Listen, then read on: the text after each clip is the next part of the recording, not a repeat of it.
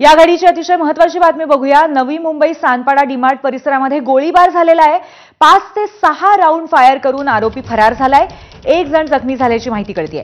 Sanpada police आता घटनास्थळी दाखल झालेले आहेत। एक अतिशय धक्कादायक अशी ही बातमी आहे। चक्क नवी मुंबईमधली बातमी आहे। सानपाडा डीमार्ट परिसरामध्ये गोळीबार झालाय। 5 ते 6 राऊंड फायर करून आरोपी फरार झालाय आणि यामध्ये एक जण जखमी झालाय।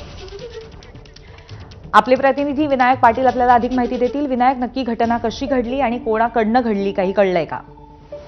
आता थोड्या वेळापूर्वीच ही घटना घडलेली आहे। सानपाडा रेल्वे स्टेशनच्या समोर डीमार्ट आहे आणि डीमार्टच्या बाजूलाच आहे या ठिकाणी ही फायरिंग झालेलं आहे। या ठिकाणी आपण पाहतो की वर्दळीचा हा रस्ता आहे आणि वर्दळीच्या रस्त्यावरतीच फायरिंग झाल्यामुळे भीतीचं वातावरण आहे। आरोपी आहे ते 2 आरोपी होते, बाईकवरून आले होते। त्यांनी एका व्यक्तीवरती ही फायरिंग केलेलं आहे। जवळपास 5 ते 6 गोळ्या राऊंड आहेत त्यांनी फायर केल्या होत्या। त्यातल्या 2-3 गोळ्या आहेत या संबंधित व्यक्तीला जी आहेत ती लागलेल्या आहेत। सध्या हा जो जखमी व्यक्ती आहे त्याची ओळख पटलेली नसून खासगी रुग्णालयामध्ये त्याला तात्काळ ऍडमिट करण्यात आलेले आहे आणि जे आरोपी 2 होते ते बाईकवरून फरार झाले। त्यामुळे सानपाडा पोलीस स्टेशन सध्या आता घटनास्थळी पोहोचला असून कुठल्या दिशेने आरोपी फरार या संदर्भातलं सीसीटीव्ही फुटेज संबंधित ज्या ठिकाणी फायरिंग झालं होतं त्या ठिकाणी कुठं आलंय का या संदर्भातला आता तपास केला जात आहे। त्यामुळे आपण पाहतो की भर दिवसा असा गर्दीच्या वर्दळीच्या ठिकाणी 5 ते 6 राऊंड फायरिंग करणं म्हणजे या संदर्भामध्ये आता संबंधित जो परिसर आहे तिथे खळबळ उडालेली आहे, भीतीचं वातावरण आहे आणि नवी मुंबई पोलिसांकडून आता तातडीने याची दखल घेऊन तपास सुरू करण्यात आलेला आहे।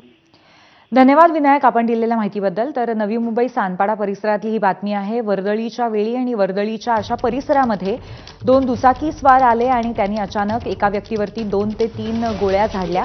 5-6 राऊंड फायर झाले, पण त्यातल्या 2 ते 3 गोळ्या ह्या एका व्यक्तीला लागलेल्या आहेत। त्या व्यक्तीची ओळख अजून पटलेली नाहीये, पण त्याला खासगी रुग्णालयात दाखल करण्यात आलंय। दरम्यान पोलीस प्रशासन तिथे पोहोचलेलं आहे आणि नक्की कुठल्या दिशेने आरोपी फरार झाले ते पाहण्यासाठी आता सीसीटीव्ही फुटेजची सुद्धा पडताळणी करण्यात येते। ही ताजी बातमी आहे नवी मुंबई सानपाडा भागातनं। गडचिरोलीमध्ये मुख्यमंत्री देवेंद्र फडणवीस यांनी केलेल्या